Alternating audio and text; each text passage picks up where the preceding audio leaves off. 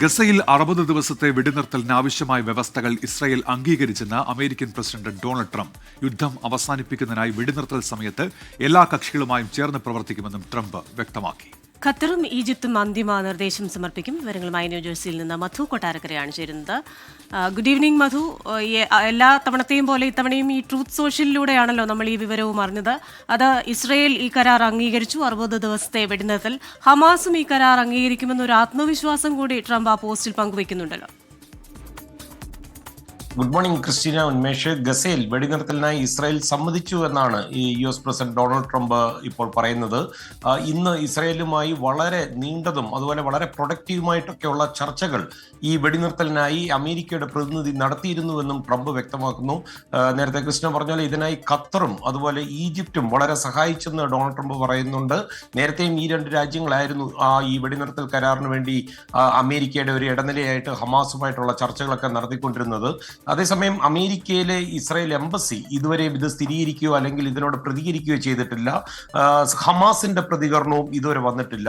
പക്ഷേ ഇസ്രായേൽ പ്രധാനമന്ത്രി Benjamin Netanyahu തിങ്കളാഴ്ച അമേരിക്കയിൽ എത്തുന്നുണ്ട്. ഈ ഇറാൻ ആക്രമണത്തിനൊക്കെ ശേഷം ബെഞ്ചമിൻ നെതന്യാഹു എത്തുന്നതായതുകൊണ്ട് തന്നെ ഇതിന് വളരെ പ്രാധാന്യമുണ്ട്. വൈറ്റ് ഹൗസിൽ ഡൊണാൾഡ് ട്രംപുമായിട്ടുള്ള കൂടിക്കാഴ്ച ഉണ്ടാകും. ഈ ചർച്ചയിലെ പ്രധാന വിഷയങ്ങൾ ഇറാനും ഗസയും ആയിരിക്കുമെന്ന് ഡൊണാൾഡ് ട്രംപ് തന്നെ ഇന്ന് പറഞ്ഞിട്ടുണ്ട്.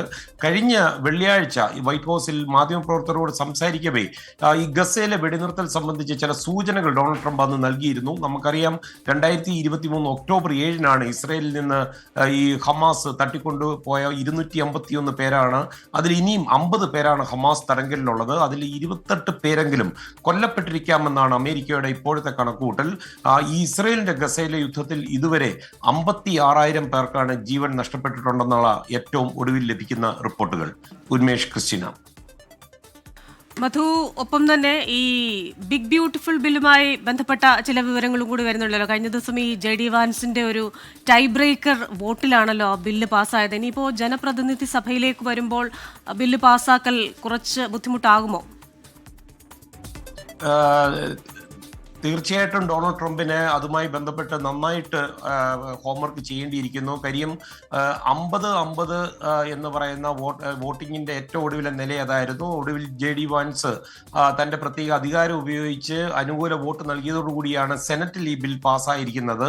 ശ്രദ്ധിക്കേണ്ടത് സെനറ്റിൽ റിപ്പബ്ലിക്കന് മുൻതൂക്കമുണ്ടെങ്കിലും 3 റിപ്പബ്ലിക്കൻ അംഗങ്ങൾ ഈ ബില്ലിന് എതിരായിട്ട് വോട്ട് ചെയ്യ സ്ഥിതിവിശേഷം വന്നതുകൊണ്ടാണ് ഇത്തരം ഒരു അവസ്ഥ വന്നത്. അതുകൊണ്ട് തന്നെ US കോൺഗ്രസിലേക്ക് ഈ ബില്ല് വരുമ്പോഴത്തേക്ക് നന്നായിട്ട് ഹോംവർക്ക് ചെയ്യണം. തന്നെയുമല്ല, എലോൺ മസ്കിന്റെ ഒരു ഭീഷണിയുണ്ട്. പുതിയൊരു പാർട്ടി, അമേരിക്ക പാർട്ടി എന്നൊക്കെ പറഞ്ഞ് തുടങ്ങുമെന്ന് പറയുന്നുണ്ട്. അത് മാത്രമല്ല, ഈ ബില്ലിനെ അനുകൂലിക്കുന്നവരെ തെരഞ്ഞെടുപ്പ് ഗോതയിൽ, പ്രത്യേകിച്ച് ഇടക്കാല തെരഞ്ഞെടുപ്പ് നവംബറിൽ കാലാവധി കഴിഞ്ഞ ആൾക്കാർ തെരഞ്ഞെടുപ്പിനെ നേരിടുമ്പോൾ അദ്ദേഹം കഴിഞ്ഞ തെരഞ്ഞെടുപ്പിൽ ധാരാളം ഫണ്ടിങ് ചെയ്ത ആൾക്കാരുമുണ്ട്. അപ്പോൾ അതുകൊണ്ട് തന്നെ അവർക്കൊരു വലിയ ഭീഷണിയായിട്ട് എലോൺ മസ്കും വരുന്നുണ്ട്. പക്ഷേ വൈറ്റ് ഹൗസ് പറയുന്നത്, ഈ എലോൺ മസ്ക് ഒക്കെ പറയുന്നത് ആരാണ് ശ്രദ്ധിക്കുന്നത്, അതായത് വൈറ്റ് ഹൗസിന്റെ നിലപാട് ഓരോ ദിവസം കഴിയുമ്പോഴും മസ്കിന്റെ കാര്യത്തിൽ മാറി വരികയാണ്. ഇതാണ് ഈ ബിഗ് ബ്യൂട്ടിഫുൾ ബില്ലുമായി ഇപ്പോൾ നമുക്ക് നൽകാൻ പറ്റുന്ന റിപ്പോർട്ട്.